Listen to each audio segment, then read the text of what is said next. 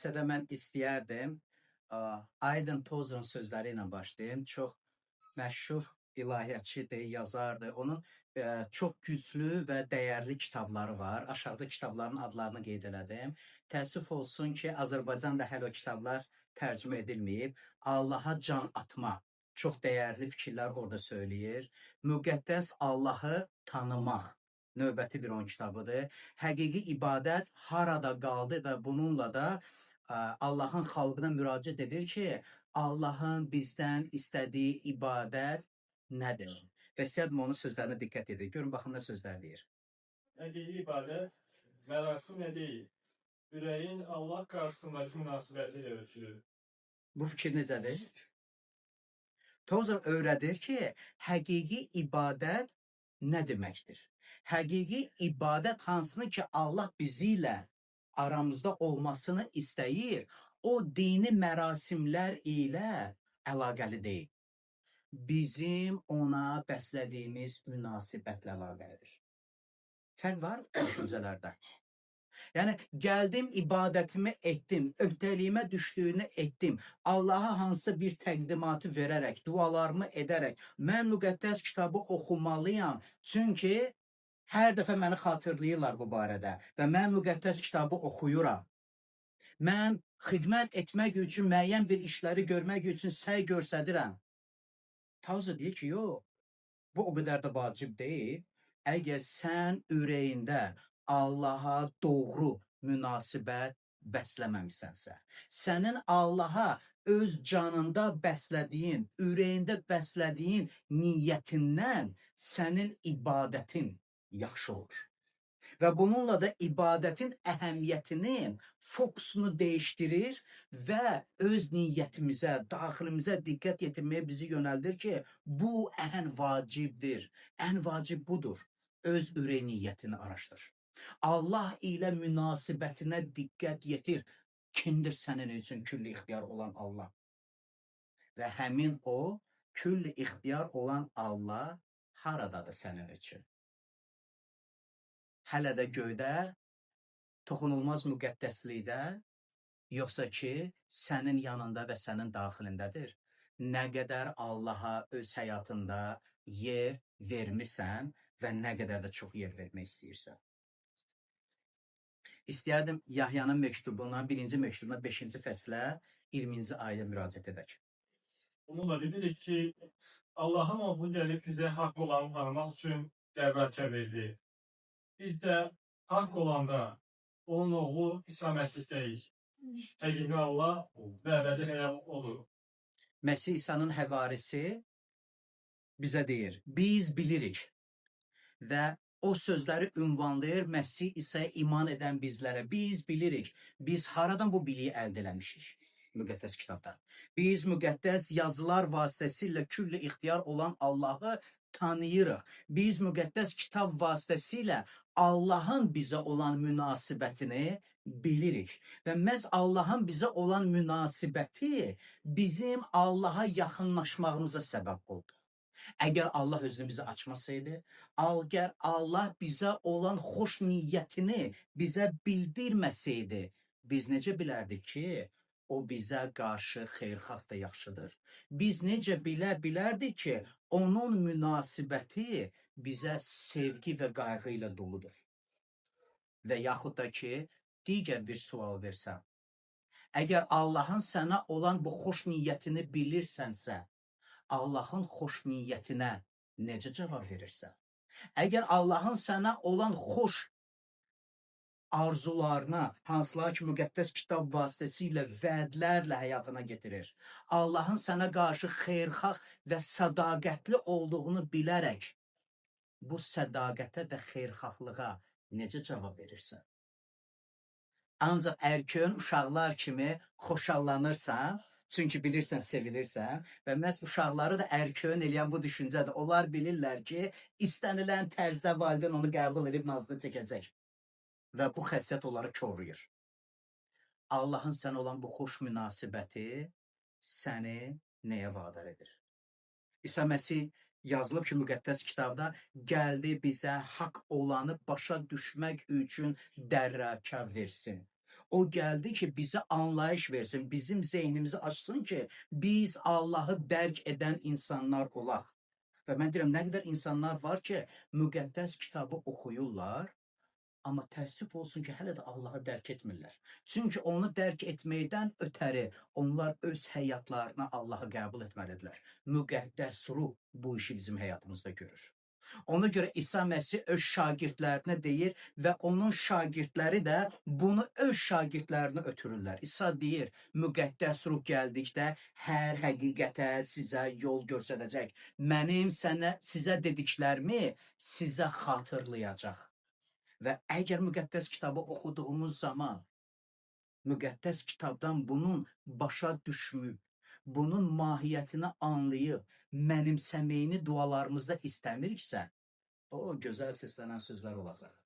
Nə qəşəng Allah bizi bu qədər yaxşıdır, bizə qarşı bu qədər yaxşıdır. Nə yaxşı Allah bu qədər bizə xoşdur. Pes, bu Allahın bizə olan münasibəti bizdə hansı dəyişikliklər getirir? Və doğrudan da bizim Allaha bəslədiyimiz münasibətdə həqiqi ibadət yer alır, yoxsa yer almır? Yoxsa biz sadəcə etməli olduğumuz işləri görürük, amma ibadətdən zövq ala bilmirik. Müqəddəs kitabı böyük bir həvəslə oxuyuruq, yoxsa oxumuruq. Oxuduğumuz ayələr bizim içimizə sevinç getirir, yoxsa sevinç getirmir. Müqəddəs yazıları oxuduğun zaman buradakı oxuduqlarının həyatında olması üçün Allaha müraciət edirsən, müqəddəs ruh mənə kömək et. Çünki yazılıb ki, hər həqiqətə mənə yol göstərəcəksən. Yazılıb ki, sən Allahım məni başa salacaqsan və mənə istiqamət verəcəksən. Dua edirik bunun üçün. Yoxsa ki, bazar gündən eşidirik, Allahın sözünü burada bölüşəndə, yaxud da ki, həftə ərzində boş vaxt taparaq müqəddəs kitaba müraciət edirik, boş vaxt taparaq dua edirik, yoxsa ki, doğrudan da biz öz həyatımızda buna yer veririk. Allahdan çox şey arzulayıb, kiçik hərəkətlər edənlər olmayaq.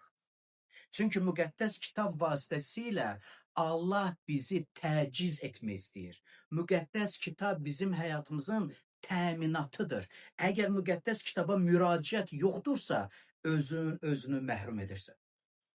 Biz bilmirik həyatda bizi nə gözləyir. Biz bilmirik bir neçə dəqiqədən sonra nə ilə rastlaşacağıq. Əgər biz dualarımızda Allaha sığınmağı öyrənməmişiksə, əgər dualarımızda Allahdan asılı olduğumuzu bəyan etmiriksə, inandırım sizə, çətinlik gələndə bunu etməyə bacarmayacaq.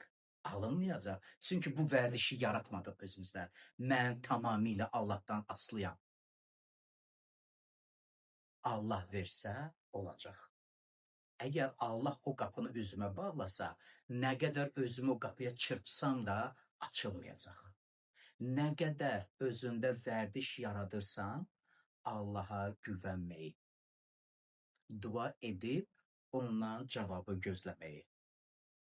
Yoxsa ki, bizim dualarımız bir neçə dəqiqə vaxt götürür. Ya Rəbb, bunu etməyi mənə kömək et və bütün gücümüzü və səyimizi arzuladığımızı əldə etmək üçün sərf edirik. Baxın, fəxr elədiyimiz, öyündüyümüz şəxslər belə etmədilər. Güclü şəxslər idi onlar və biz onların həyatına baxanda fəxr ilə özümüzü onlara aid edirik. Böyük bir fəxr ilə özümüzü Nuh'a aid edirik. Böyük fəxr ilə özümüzü İbrahimə, İsaka, Yaquba aid edirik. Biz Davudun imanı ilə fəxr edirik. Biz onların bu cür nümunəvi insan olmağa səbəb nə idi? Onlar həqiqi ibadətin olduğunu başa düşmüşlər. Onlar Allaha ancaq dini mərasimlər, ibadətlər deyil, Allaha bəslədikləri münasibət onların bu şəxsləri o çevrilməyinə səbəb oldu. Onlar Allaha öz həyatda gözləməyi bacardılar, onlar bacardılar. Və Allah haqqında düşüncə ancaq nəyisə nail olmaqlarına deyil, onların özlərinin dəyişilməyinə səbəb olmuşdu. Və biz onların həyat hekayəsini oxuyanda görürük ki, onların həyat hekayələri başlayanda onlar fərqli insanlar idilər. Amma Allah'a etibar etdikcə, Allah'a dualarında sığındıqca, Allah'ı öz həyatlarına dəvət edib onunla bir ömür yaşadıkça onlar değişilirdilər. Müsbət tərəfə değişilirdilər.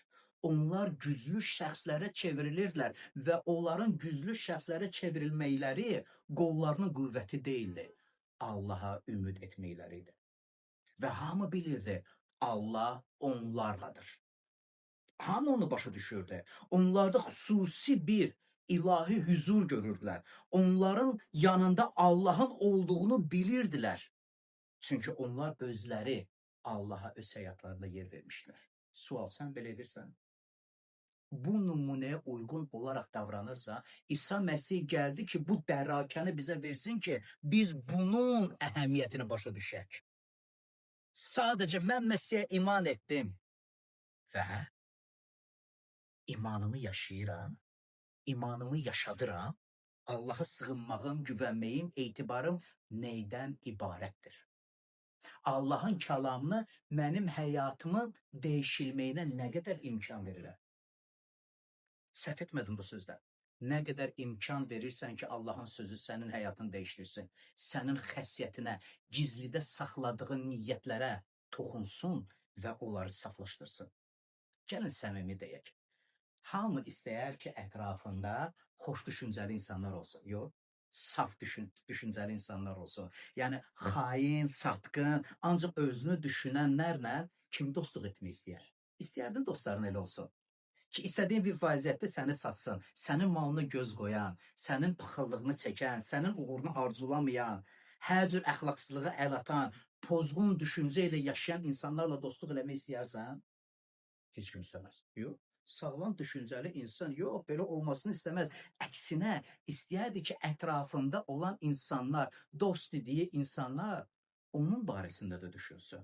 Onun yaxşılığı barəsində düşünsünlər. Sadiq, etibarlı, doğru iş görənlər olsunlar. Onlara arasında xüsusi bir hörmət, məhəbbət yer alsın. Dostluqda, ünsiyyətdə səbirli, etibarlı, xeyirxah, yaxşı işlər görənlər olsunlar. Bilirsiniz, mən nəyə sadalayıram? Qalatiyalar məktubunda ruhun səmərəsini. Mən bunu sadalayıram.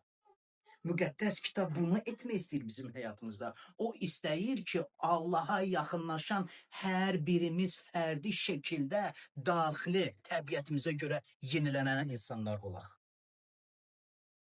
Değişilən insanlar olaq. Nə qədər icazə verirsən ki, Allah'ın sözü sənin həyatında bu işi görsün ki, sənin daxili təbiətində düşüncələrin, niyyətin saflaşsın. Saf olsun, doğru olsun, ismətli olsun, cəlb edici olsun. Belə dostlar axtarmaqdansa özün belə insan ol. Özün belə insan ol. Belə insan olmaqdan ötürü can at. Burada yazılıb ki, İsa gəldi bizə haqq olanı göstərsin. Haqqı, doğru olanı bizə başa salsın. Və haqq bundan ibarətdir ki, Allah'a yaxınlaşan bizlər özümüz değişilirik. Ətrafımızı değişdirmirik, özümüz değişilməyə başlayırıq. Münasibətdə isə bu değişikliklər öz əksini tapmağa başlayır. İstəyərdim sizin ilə Müqəddəs kitabın ilk kitabına müraciət eləyək, ilk kitabı yaradılış və ilk ayə müraciət eləyək və buradan bir paralellər aparmaq istəyərdim sizin ilə. Bizim həyatımıza gəlib Allah'ın varlığını bizə aşkar edən Məsih İsa barəsində yaxşı başa düşməyimizə kömək edən ayələr olacaq. Başlanğıcda Allah göyləri və yeri yaratdı. Və ayə belə başlayır. Əgər biz müqəddəs kitabı açsaq, birinci səhifəsində, birinci kitabında, birinci fəsil, birinci ayə bizə bunu deyir. Başlanğıcda Allah göyləri və yeri yaratdı. Və mən bir anlarda qeyd eləmişdim, cədvəllər qurmağı xoşlayıram və mənim növbəti cədvəlimdə istəyərdim ki, baxaq yaradılışda nələr baş verir. Başlanğıcda Allah göyləri və yeri yaratdı. Allah dedi, qoy işıq olsun. İşıq oldu. Allah gördü ki, işıq yaxşıdır. Sonra o işığı qaranlıqdan ayırdı. Allah işığı gündüz, qaranlığı isə gecə adlandırdı. Axşam oldu, səhər açıldı. Bu birinci gün idi. Və biz yaradılış kitabına baxanda məhz bu hadisələrin ardıcıllıq ilə baş verdiyini görürük. Allah dedi və o oldu. Və yazılıb ki, başlanğıcda bu şeylər baş vermişdi. Başlanğıcda Allah dedi, qoy olsun və baş verdi. İsa Məsihin həvarisi bu hadisələrdən öncə baş verənləri işıqlandırır və növbəti hissəyə baxanda Yahyanın müjdəsi də məhz bunu görürük. Başlanğıcda kəlam var idi. Kəlam Allahla birlikdə idi. Kəlam Allah idi. O başlanğıcda Allahla birlikdə idi. Hər şey onun vasitəsilə yarandı və yaranan şeylərdən heç biri onsuz yaranmadı. Maraqlıdır, biz yaradılışı oxuyanda görürük ki, başlanğıcda Allah göy və yeri yaratdı və Allah dedi və onlar olmağa başladı və Yahyanın müjdəsində eyni sözlə rastlaşırıq, amma tamamilə bir başqa bir məna verir bizim üçün. Başlanğıcda hər şey yaranmamışdan əvvəl bir zamana bizi apararaq deyir ki, kəlam var idi. Yəni o kəlam Allahla birlikdə idi. Allahdan ayrılmaz idi və deyir ki, əlbəttə məntiqlidir. Çünki kəlam, biz istifadə etdiyimiz sözlər bizimdir, bizə aid olandır. Amma burada isə ilahi bir varlığı bizi aşkar edərək o deyir, kəlam özü Allah idi. Kəlam özü Allah idi və Allah deyəndə olsun, həmin o kəlam yoxluğu varlığa çevirdi. Olmayanı olan etdi. Yaradılış başladı. Və bütün o yaradılışda baş verən hadisələr hər bir şey haqqında 3-cü ayədə deyir ki, hər şey onun vasitəsilə yarandı və yarananların heç biri onsuz yaramadı. Və biz görürük ki, doğrudan da yaradılış kitabında 1-ci fəsildə olduğu kimi, Yahyanın müjdəsində 1-ci fəsildə olduğu kimi eyni fikirlərdir. Allah dedi, kəlam etməyə başladı. Amma kəlamın özün Allah olmasını o da biz Yahyanın müjdəsində görürük və Yahya bununla da kifayətlənmir. Sonra isə növbəti fikrini 14-cü ayədə bizə deyir. Kəlam bəşər olub, üz və həqiqət pedagog olaraq aramızda məskən saldı. Eşidirsiniz nə deyir burada? Həmin o kəlam hansı ki dünya yaranandan əvvəl dünyanın yaranmasında iştirak etdi. Yahya deyir o kəlam Allah idi. Və həmin o Allah, həmin o kəlam bəşər aldı. Cisim aldı. Görsənməyə başladı. Çünki növbəti ayə sözlərdə deyir ki, biz gördük, biz onun ehtişamını gördük. Çünki o bəşər aldı. Biz də onun ehtişamını, atadan gələn vahid onun ehtişamını gördük. Maraqlı bir fikirlərdir. Allahın vahid oğlu ehtişamını gördük. Və Yahya deyir, aramızda məskun salan, aramızda olan Məsih İsa odur. Allahın kəlamı, Allahın özü, hansı ki yaradılışın əvvəlində var idi. Allahla birlikdə idi, özü Allah idi və bizə başa düşə bilmədiyimizi anlamaqdan ötürü, bizi dərrakə verməkdən ötürü bəşər aldı ki, bizə hər şey özü izah etsin və öz nümunəsini bizə versin. Və biz də onun nümunəsinə uyğun olaraq Allaha tanıyan və Allahla ömür yaşamağı bacaran insanlar olaq. Bu bizim İsa Məsih haqqında daha da dərin və daha da ciddi düşünməyimizə səbəb olan sözlərdir. O bizim aramıza lütf və həqiqətlə dolu olaraq gəldi və məskən saldı ki, biz onun lütfündən lütf alaq. Biz onun vasitəsilə həqiqəti dərk edək və Allaha bağlanmış ömür yaşamağı bacaraq. Və həmin o həqiqəti bizə çatdıran İsa barəsində Mattanın müjdəsi 7-ci fəsildə 28-ci, 29-cu ayələrdə çox möhtəşəm sözlər yazılır. İsa bu sözləri bitirəndə xalq onun təliminə təəccübləndi. Çünki onlara öz ilahiyyatçıları kimi deyil, səlahiyyət sahibi kimi təlim öyrədirdi. İsa insanları öyrədirdi və insanları başa salanda o sadəcə o sözlərin mənası, o sözləri təkrarlayan, ayələri əzbərdən deyən şəxs kimi deyil, amma səlahiyyət şəxs kimi deyirdi. O sözün gücünü və sözün təsirini izah edirdi. O sözü doğru tətbiq edib, ondan faydalanması və sözə zid hərəkət edərək onun mənfi təsiri barəsində aydın, açıq öyrədirdi. Ona görə onu dinləyən insanlar, bu yazılıb Matta müjdəsi 7-ci fəsildə, çünki 5-ci, 6-cı və 7-ci fəslin özündə İsa'nın ən məşhur dağüstü vəzi dayanır. Və orada İsa ən vacib olan fikirləri insanlara ötürürdü. O Allahın kəlamında vacib olan sözləri çatdırırdı ki, insanlar nəinki Allahın sözünü bilənlər olsunlar, amma o sözə görə ömrünü yaşayan, o sözləri öz həyatlarında yaşadan insanlara çevrilsinlər. Fərq var bunda. Allahın sözünü bilmək və Allahın sözünə uyğun olaraq ömür yaşamaq. Allahın sözünü bilmək və Allahın sözünü öz həyatında yaşatmaq. Münasibətində, davranışında Allahın sözünü yaşatmaq. İsa bunu öyrədirdi. Ən vacib olan fikri çatdırırdı və buna görə də Hayden Tozer bunu deyir ki, ibadət bundan ibarətdir. İbadətin mahiyyəti budur. Doğru, düzgün münasibət. Dini mərasimli deyil. Xidmətlərin icra edilməsi deyil. Duaların edilməsi deyil. Bunları etmək əladır. Amma əgər ürəyində Allaha sevgi yoxdursa, əgər ürəyini Allahın kəlamı ilə doldurmursan ki, o kəlama görə yaşayasan, əgər Allahın sözünə müraciət edəndə sənin gözündə o sevinç qığılcımı yoxdursa, onun sənə nə mənası, nə faydası var? Amma biz hər dəfə Allahın sözünü oxuyanda orada ümid alan sözləri qəbul edirik. Ona görə bizim ürəyimiz sevinir və şadlanır və biz bilirik ki, Allahın bizim münasibəti nə qədər gözəl və yaxşıdır.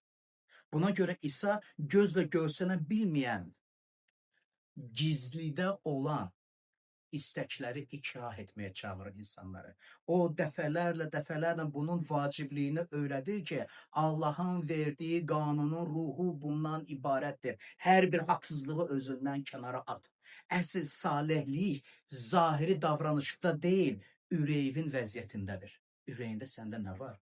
Ürəyin niyyəti nədir? Öz ürəyinə diqqət yetirən insan o. Özünü insanlara nümayiş edən, insanları görsədən deyil, amma Allah qarşısında ömür yaşayan insan o. Məsələn, biz insanlar tərif xoşlayırıq, hə? Mən çox nadir halda tərif xoşlanmayan insan görmüşəm. Hamı xoşlayır ki, hətta balaca bir iş görəndə onun işinə dəyər verilsin, qiymət verilsin. Yəni, bəlkə bir sadə bir sözlə çox sağ ol deyilsin. Hamı bunu istəyir. Və belə gözə görsənməyən işlərdə görsəndim, məni gördülər, dəyər verdilər, qiymət verdilər və buna görə də biz özümüzdə vərdişlər yaratmışıq, ətrafımızda olan insanları razı salmağa. Biz bu vərdişləri özümüzdə yaratmışıq ki, bizi görsünlər, gördüyümüz işləri bəyənsinlər və bununla da biz insanları razı salanlara çevrildik. Bill Jones çox maraqlı bir söz deyir, Allaha xidmət etmək istəyən insanlara, o deyir, bizim xidmətimizin mahiyyəti var. Biz xidmətdə Allahı razı salaraq xidmət edirik. Vay halınıza o deyir, əgər insanları razı salmaq üçün xidmət edirsinizsə. Fərq var bu fikirlərdə. Mən deyərdim, böyük bir uçurum var bu fikirlərdə. Biz özümüzü Allahın qarşısında Allah tərəfindən doğru şəhadət almış insan olmaq üçün can atmalıyıq. Əlimizdən gələni etməliyik. Əgər mənim həyatımda doğru, düzgün olmayan hərəkətlər varsa, ona bəraət verib örtbasdır etməkdənsə, səmimi din məni bağışla. Çox sadədir. Amma bizim niyə belə etmək çətindir ona? Niyə belə əziyyət çəkilir bunu etməkdə ki, sadəcə bağışla. Bir də etmək istəmirəm. Alındı, bilmədim, oldu. Allah bu münasibəti bizdən istəyir. Səmimi ol. Uyğunsuzluğu səmimi etiraf edən o. Ona görə İsa Məsihin verdiyi təlim bizim vicdanımıza toxunan, bizim seçimlərimizə təsir edəndir. Nəyə nail olmaq istəyirik, nə əldə etmək istəyirik. Qoy Rəbb bizə bunda xeyir dua versin ki, bu barədə düşünəndə müqəddəs kitaba müraciət etdiyimiz zaman bilək ki, bizə bu nəsiyyəti verən, bizə bu öğüdü verən bizə bu tapşırıqları verən səlahiyyət şəxs olandır. O şəxs səlahiyyət sahibidir. O həyatımızda mümkün olmayanı mümkün edəndir. O qarşımızda açdığı qapıları heç kim üzümüzə bağlaya bilməz, məcazi mənada desəm. Eyni zamanda da üzümüzə o bağladığı qapını heç kim aça bilməz. O səlahiyyət sahibidir. Ona görə müqəddəs kitaba müraciət edəndə biz bu düşüncə ilə müraciət edirik. Səlahiyyət sahibi olan, mənə həyat verən, mənim həyatımın təminatında duran, külli ixtiyar olan Allahın mənə ünvanlandığı sözləri öyrənmək üçün oxuyuram. Biz dualar edəndə də ərköyün uşaqlar kimi verməyənə qədər əl çəkmirəm. Yox, mənim həyatımın sahibi, külli ixtiyar olan səlahiyyətli şəxsə müraciət edirəm və dualarımızda ehtirama, sevgiyə yer veririk. Nə qədər bu vacibdir ki, həyatımızda bu şeylər baş versin. İstəyərdim növbəti bir aya müraciət edək. Matta müjdəsi 6-cı fəsil, 14-cü, 15-ci ayələr. Əgər başqa insanların təqsirlərini bağışlasanız, səmavi atanız da sizi bağışlayar. Amma siz başqa insanlara bağışlamasanız, atanız da sizin təqsirlərinizi bağışlamaz. Əgər xatırlayırsa, biraz öncə dedim ki, İsa Mattanın müjdəsi 5-ci fəsildən 8-ci fəsilə qədər orada dağüstü, belə möhtəşəm dağüstü vəzidə və əgər oxumamısınızsa oxuyun, əgər oxumusunuzsa təkrar edin, zövq alacaqsınız sözlərdən. Çox dəyərli məsləhətlər var burada və İsa şagirdlərinə necə dua etmək barəsində öyrədir. Və bundan öncə gələn ayələrdə biz ey göylərdə olan atamız duası ilə rastlaşırıq. Amma mən bu günlər o yeri buraxmaq istədim. Çünki əgər biz ibadətin mahiyyəti barəsində bu günləri danışırıqsa, deməli, həmin o ibadət vaxtında duada istifadə edilən sözlərdən əvvəl ürəyimizin hazırlıqlı vəziyyəti daha önəmlidir. Ürəyin hansı vəziyyətdədir? Və həmin o duanı şagirdlərinə öyrədən İsa Məsih sonda çox vacib olan bir sözləri deyir. Əgər başqalarının təqsirlərini bağışlasanız, səmavi atanız da sizi bağışlayacaq. Biz əgər bağışlamaqsan, sizə deyir, əgər bağışlamasa, fikirləşmə ki, səmavi atan da səni bağışlayar. Biz adətən Allaha etdiyimiz ibadətlərdən o təkrarən istifadə etdiyim sözü müraciət eləmək istəyirəm. Dini mərasimə əhəmiyyət veririk. İbadətin edilməsi, duanın olunması, kəlamın oxunması, xidmətin icra edilməsi, buna çox əhəmiyyət veririk. Amma ətrafımızda insanlara bəslədiyimiz münasibətə az diqqət vermiş oluruq. Niyə? Çünki diqqətimiz xidmətin özündədir. Diqqətimiz icradadır, münasibətlərdə deyil. Və şagirdlərinə vacib olan duanı öyrədən İsa Məsih onları yönəldir, onların düşüncələrini yönəldir ətrafda olan insanlarla münasibətlərinə. Və o deyir, bax, sən gözəl dualar edə bilərsən və bu çox gözəl səslənən duadır və bir dəfə ibadətdə həmin o duanı araşdırıb öyrənərək çox gözəl sözlərdən ey göylərdə olan atamızla başlayaraq adın müqəddəs tutulsun. Və mən bilirəm ki, bir çoxları bunu əzbərləyirlər. Çünki biz bu ayələri əzbərləyirik. Adın müqəddəs tutulsun, padşahlığın gəlsin, göydə olduğu kimi yerdə də sənin iradən olsun və biz bu sözlərlə Allaha müraciət edirik. Və bu müraciətlərdən sonra isə haçan biz özümüzü Allahdan asılacaq vəziyyətdə olduğunu etiraf edirik. Gündəlik çörəyimizi bizə ver. Bizi qoru, sən bizi qoru. Biz özümüzü qorumağı bacarmırıq. İsa bu sözlərlə yekunlaşdırır. Gözəl dualar deyə bilərsən. Yaxşı xidmət edə bilərsən. Amma ətrafında olan münasibətləri birbaşa sənin xidmətinin keyfiyyətinə təsir edəcəkdir. Və adətən bu şeylər barədə danışanda, bəlkə danışmamışdan əvvəl özümə bu sualları verirdim və digər sizə də indi o sualı ünvanlamaq istəyirəm. Əgər həyatında bir insan varsa, hansını bağışlamaq lazımdır, mən bağışlayıram. Və mən əslində deyirəm ki, bağışlamaq bu bir egoist bir hərəkətdir. Doğru başında. İndi izah edəcəm nə demək istəyirəm. Çünki əgər başqa insanın sənə vurduğu zərəri sən bağışlayırsansa, bağışlanmış insanla heç nə baş vermir. Nə baş verir, sənin həyatında baş verir. Sən ürəyində yer almış incillikdən özünü azad edirsən. Azad etdiyinə görə onun barəsində pis düşünmək istəmirsən, pisliyini istəmirsən, qısas hissi ilə yaşamırsan, azadsan. Sən azadsan. Bu mövzuda danışanda mən adətən bir şey də xatırlamaq istəyirəm sizə ki, heç vaxt bilərəkdən başqa insana zərər vurmuyor. İncidilmiş tərəfdə olun, amma bilərəkdən zərərlər vurmuyor. Çünki insan əkdiyini biçəcək və bu qaçılmazdır. Amma bugünkü bizim mövzumuz ibadətə bizim hazırlığımızdır. Və bizim Allaha etdiyimiz ibadətdə hazırlıq başqa insanlara olan münasibətdən qaynaqlanır. Başqalarına münasibətin necədir? Ürəyini azad elə.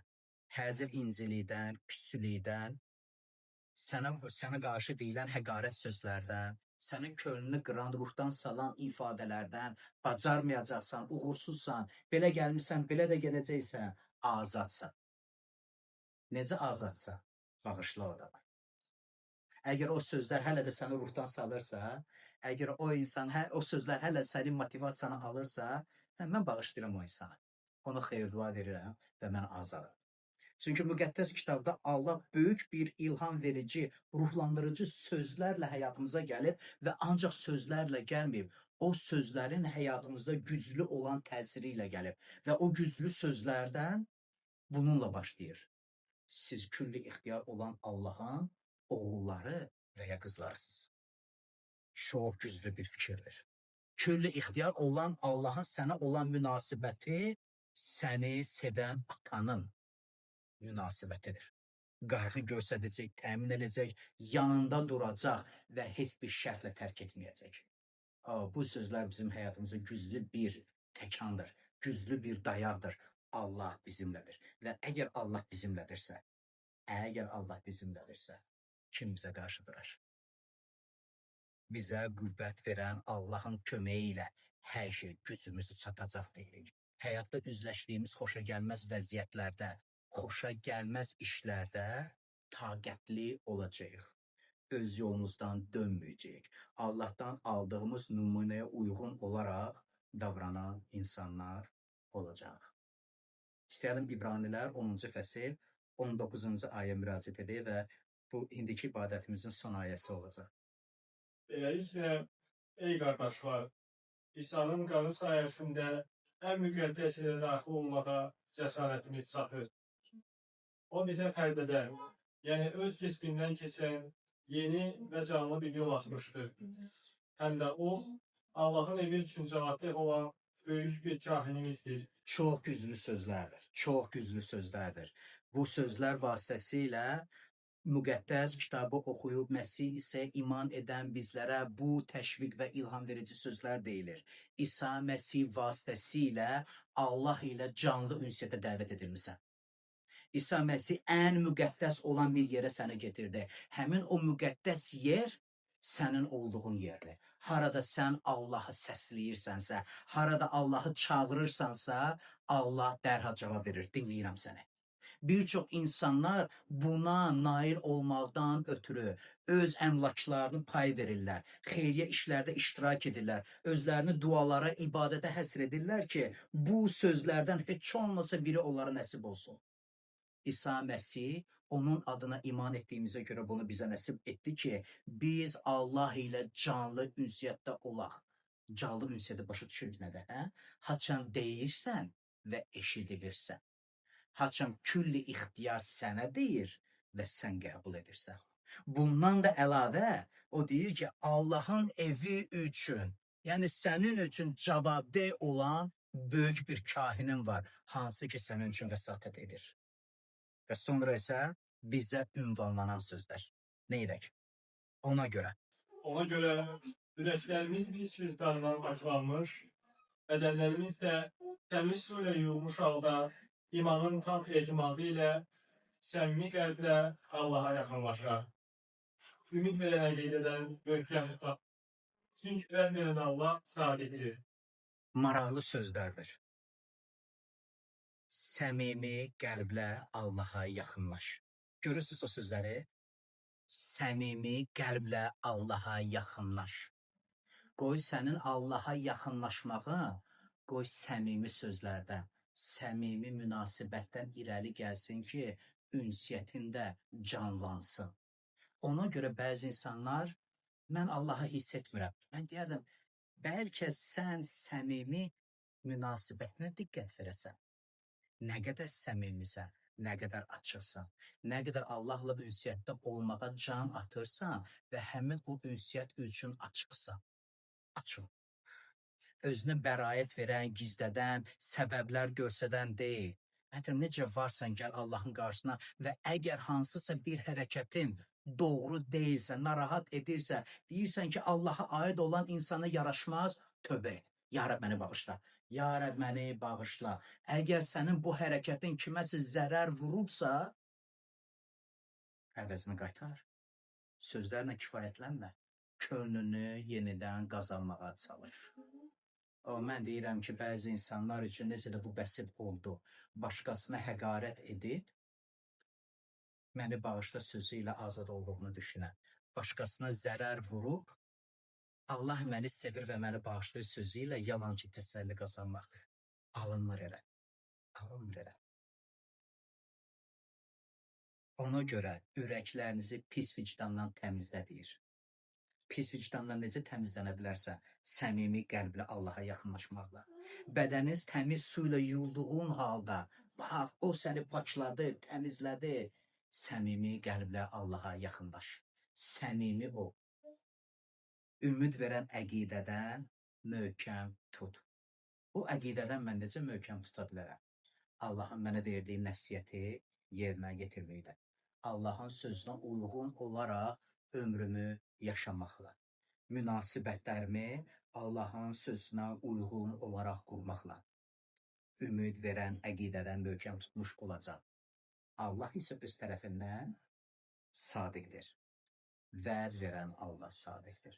Əgər Allahın bu qədər bizə olan xeyirxahlığını, yaxşılığını, Allahın bizə olan sədaqətini biz görürüksə, gəlin biz də səmimi qəlblə Allaha yaxınlaşanlar var. İndiyə bölüşmək istədiyim bu qədər idi. Qoy Rəbb xeyir-dua versin ki, bu sözlər bizə bu həftə üçün yaxşı bir ruhani qida olsun və Allahın sözünə müraciət edəndə böyük bir həvəslə oxuyaq, böyük bir sevinclə oxuyaq. Qoy Allahın kəlamını böyük bir sevinclə ürəyimizə qəbul edən insanlar olaq. Qoy bizim dualarımız sadəcə sözlər olmasın. Doğru münasibət üzərində qurulmuş gözəl ünsiyyət olsun. Allah ilə danışın. Və danışanda dualarınızı bildirəndən sonra, mən deyirəm, dua yerinizi tərk etməyin. Özünüzdə vərdiş yaradın gözləməyə. Və qoy İsa'nın dediyi o sözlər, daim atamı öz qarşımda görürəm. Siz üçün olsun. Qoy İsa'nın dediyi sözlər, atasız heç nə etmirəm. Qoy bizim üçün olsun. Heç zaman onsuz bir iş görməyəcək. Amin. Bu qədər. Rəbb sizə xeyir dua versin.